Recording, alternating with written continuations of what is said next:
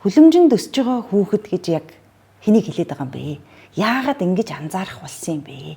За хүлэмж гэдгийг нь бол яг зөөрлөө хэлээд байгаа. Тавьж гэдэг. Тий.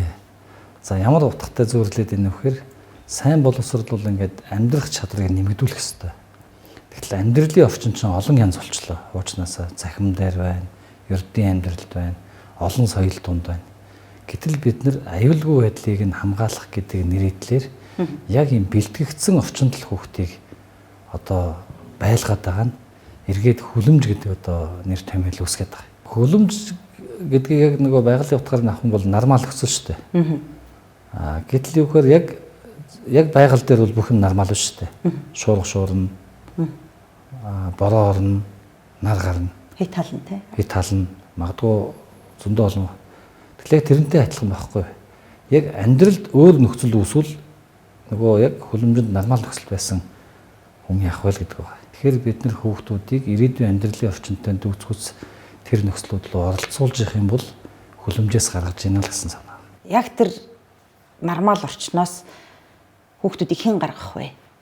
Магадгүй нөгөө хүүхэд өөрөө ч мэдлгүйгээр эцэг их нь хит халамжилснаас гэдэг юм уу?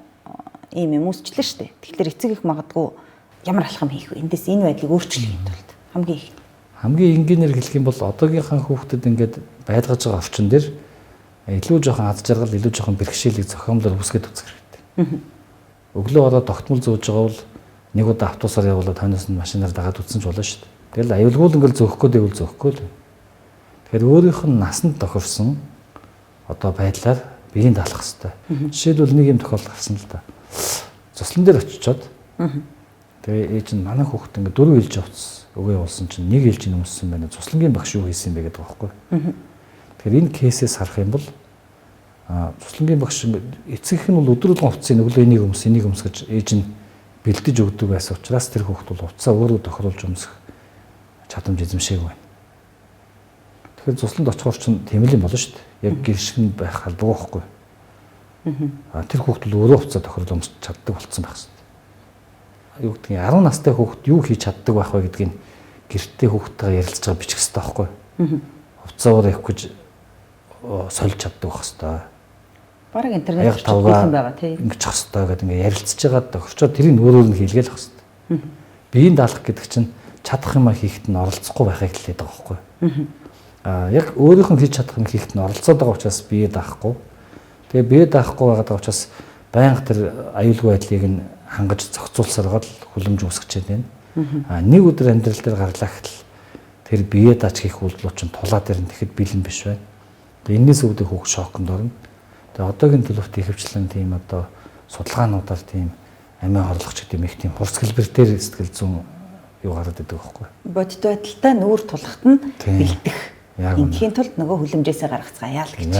6 настай хүүхэд нэг заагаад өгсөн юмыг анх яаж зааж өгсөн яг тэрийгээр нь сурчаад дараа нь буруу сурцсан бол засах гэж ингээд 1000 оролдоод аюу үрдэг багтаа байд юм аа гэд.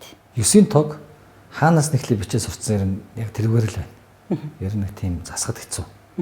Ягаад бол энэ чинь ингээд үйлдэл болоо зуршчаад байна шүү дээ. Тэгэхээр ер нь эхнээсээ ингээд энэ сургууль бас дандаа агуулга заадаг гэж ойлгож болохгүй. Ингээд тоотлоос нарах юм бол ингээд нэмэх 1 2 3 яваад. Процесс талаас нарах юм бол энэ бол үйлдэл байхгүй. Сурах үйлдлийг сурч байгаа юм. Тогтмол цаг хугацаанд нь хийх, хариуцлагатай хийх, буруу хийвэл хариуцлага хүлээх юм уу? Зөв хийвэл урамшуул авах юм уу? Яг тогтмол хийвэл илүү сайн сурах юм уу? Гэт ингээд юу процесс واخгүй. Тэгэхээр багангийн агуулга бол нэг тийм их агуулга үзэхээс илүү тэр процесс сурах арга барилыг эзэмших нь чухал واخгүй. Гэтэл тэрийг эхнээс нь буруу авчаад заачаад тэгээд дээрэнтэй сурах арга барил эзэмших багт агуулгыг хэсгэж хүүхд тэр зөвөнд нэг өдөр залхацдаг байхгүй. Тэгэхээр эднээс яарлуугаар явах хэрэгтэй. Эцэгч бол яарад анги дэвшүүлэх гээд 1 жилийн өмнө төгсч ивэл эднээс гээд эсвэл 1 жилийн өмнө оруулчих. Тий, оруулах гээд ингээ байна. Дээр нь юу гэхээр яг хөө 1 жил 2 жилийн өмнө оруулсан хүүхдүүд биднээс хичээл зааж лайсан л ямар хүндрэл үүсдэм бэ гэвэл чинь бас биологийн процесс явна шүү дээ. Дунд ангид ялангуяа шилжилтийн насн дээр нөгөө хүүхд чинь үеийнхнээс 2 насны зөрүүтэй байж байгаа учраас одоо ингээд цуслан дээр очиход л юу гэхээр хоолунд л анхаарат байгаа юм.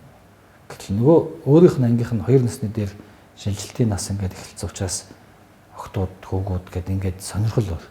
Гэтэл энэ боловсрол гэдэг чинь цаана агуулгаас гадна бас бүтэн ийм том процесс явж байгаа нийгэм шиг хөгжих, харилцах. Тэгэхээр ер нь насандаа л сураа явах нь хамгийн зөв.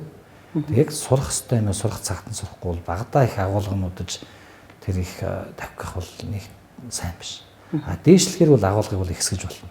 Тэгэхээр энэ чинь цаанаа бол яг тэр оюун ухаан талын юм чинь дараалалтай ингээд нэг юм спираль маягаар нэг сурсан зүйл нь дараагийнхад нь батгалуулж ингэж давтамжтай ингэж цаашаа өрнжийдэг л доо. Та хэдэн оноос багш байсан юм бэ? 25 жил. 98 оноос. Одоо тэгэхээр энэ хооронд бол хүүхдүүдийн ялгаа хэр мэдрэгддэг вэ гэдэг юм уу та сурах арга барилын хувьд, амьдрах чадварын хувьд, бие даасан байдлын хувьд ч гэдэг юм уу? Маш их өөрчлөлт явж байгаа. За нэгдүгээр нөгөө нийгмийн орчин өөрчлөгдөж байна. Бид нар суучин захин гэхтэл одоогийн нөхцөл бол 10 жилийн өмнө ямар байлаа, одоо ямар байна, 10 жилийн дараа ямар байна гэх юм бол энэ амьдралын хэрэглээний захимын үзүүлж байгаа нь бол эрс өөр болж байна. Нийгэм талаас, нөгөө талаас хүүхд талаас аваад үзэх юм бол боловсрол дээр юу чухал байна вэ гэхээр хүүхдийн онцлог гэж байгаа юм. Тэгэхээр онцлог нь юунд байна гэхээр тэр хүний сэтгэл хөдлөл дээр байгаа. Сэтгэл хөдлөлийн нь онцлогоос хамаарч тэр хүний нийгмийн үйлдэлүүд бий болдог байгаа. Дээр нь нөхөр ямиг тэр тогтоох, суралцах бүх процесс чинь цаана сэтгэл хөдлөлтөөр бас хамаарч байгаа. Жишээлбэл юу гэхээр сэтгэл хөдлөлтөй мэдээллийг урт хугацааныхаа ойр хүн хадгалдаг. Тэгэхээр одоогийн хүүхдүүдийн сэтгэл хөдлөл бидний өмнөх үеийнхний сэтгэл хөдлөлүүд өөр.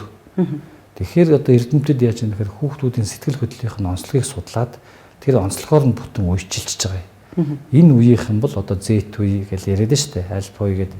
Энэ үеийнхэн бол сэтгэл хөдлөл нь ийм онцлогтой байна. Ийм онцлогтой хүмүүс бол ийм нийгмийн үйлдэл хийх одоо чадамжтай байна.